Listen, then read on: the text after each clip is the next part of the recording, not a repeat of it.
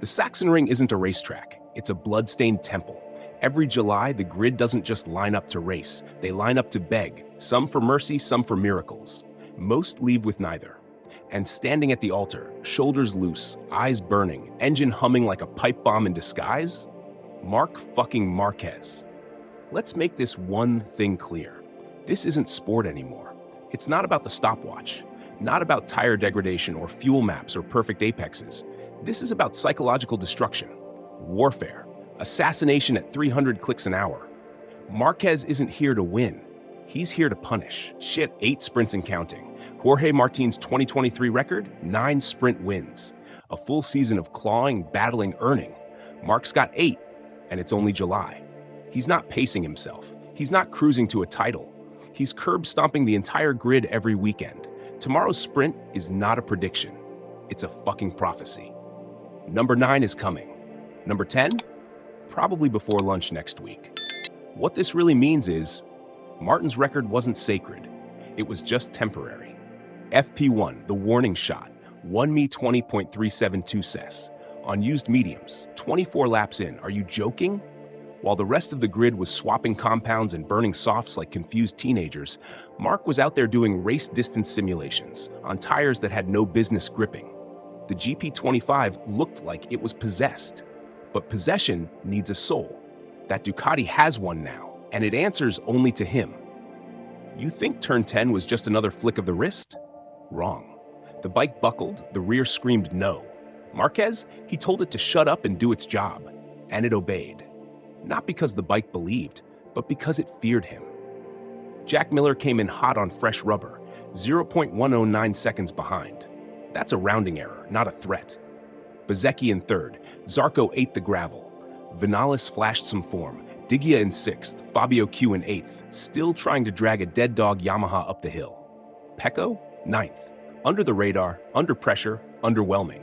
Alex Marquez, 14th. But let's not get it twisted. The man's riding with a fractured hand and still threw the bike around like he's got nothing left to lose. Guts. Pure, raw, unfiltered guts. But FP1 wasn't about stats. It was a trailer, a teaser, a gentle reminder. You're in Marquez's house now. Practice the ambush. Then came the main event. 1 hour, one chance to go straight to Q2. One window to prove you're not just scenery for the Marc Marquez documentary. And just when the session started simmering, Di Giannantonio detonated it. 1:19.071 cents. New all-time lap record. Let that sink in. A number so disrespectful, even the tarmac might have flinched. Jorge Martin held the previous best with 1:19.423 s.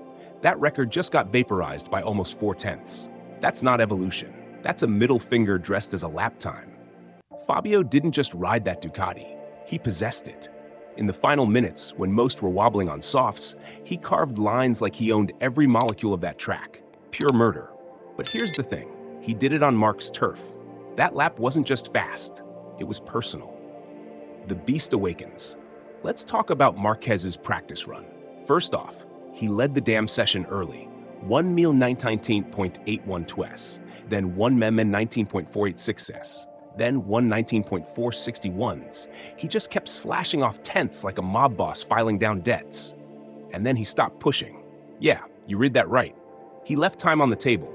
Reports say he didn't switch to a soft rear for his final run. You know what that means? He knew Di Giannantonio had gone nuclear and didn't flinch. He smiled, packed up, walked away. Why? Because tomorrow he plans to take it all back. With interest. Q2 is set and it's war. Let's break down who made the cut. 1. Fabio Di Giannantonio, 1:19.071's lap from hell. 2. Alex Marquez, 1:19.408's under the radar, over the limit. 3. Marc Marquez, 1:19.461's silent menace.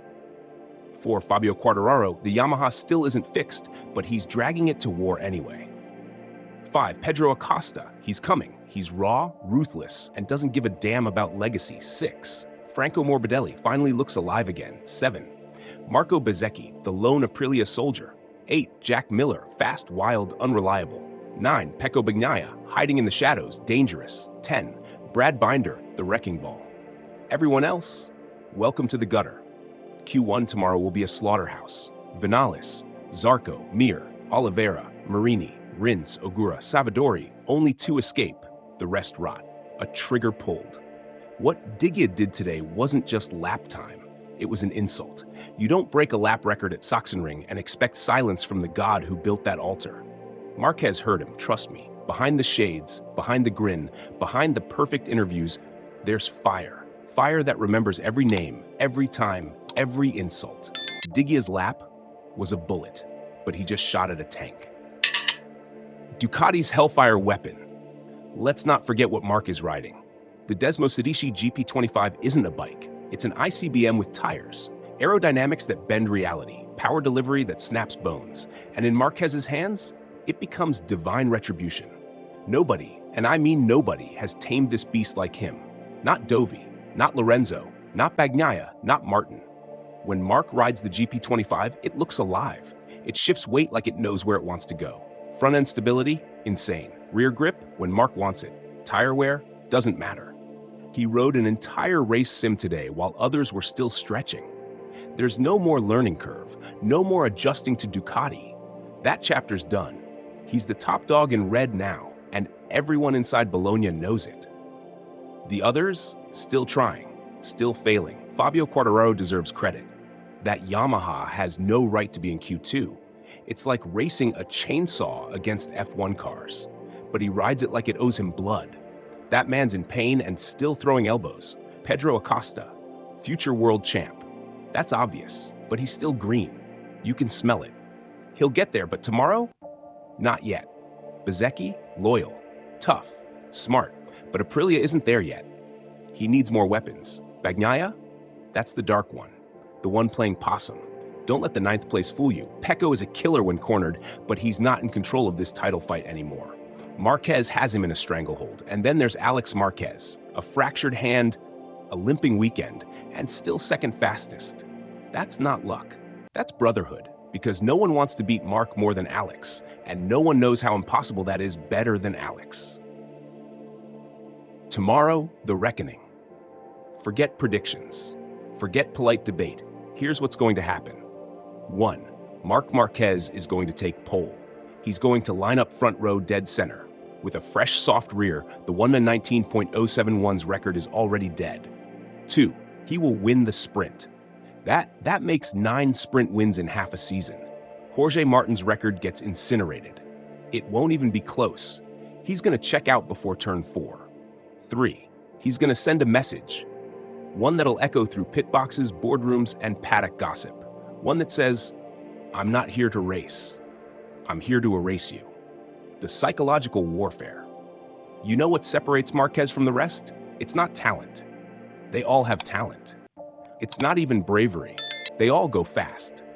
It's that Marc Marquez is prepared to break you. Not just on the stopwatch. He wants you to question everything. He'll do 19 laps on a dying tire. He'll drift the front into turn 1 just to test your heartbeat. He'll go purple, then back off, just to make you doubt your data. When you think you've caught up, he'll ride with one eye closed and still beat you. When you go all in on softs, he'll beat you on mediums. When you crash chasing him, he won't blink. Marc doesn't beat you with speed. He beats you with belief. He takes yours and leaves you with nothing. Tomorrow's not a race, it's a trial. Everyone's bringing their best. But the truth is simple. Fabio's got speed, Acosta's got balls, Bezzecchi's got fire, Bagnaia's got experience. But none of them have what Marc has. The switch, that cold surgical switch inside his mind. The one that turns off sympathy, turns off caution, turns off doubt. And when that switch flips, Sachsenring burns. This isn't about pole. It's not about sprints. It's about planting flags. About letting the paddock know there's no title race anymore. Just a chase. And the leader is untouchable. So tonight, sleep tight, make your setup notes, watch your onboard, talk to your engineers, say your prayers. Because when the lights go out tomorrow, Marc Marquez goes dark.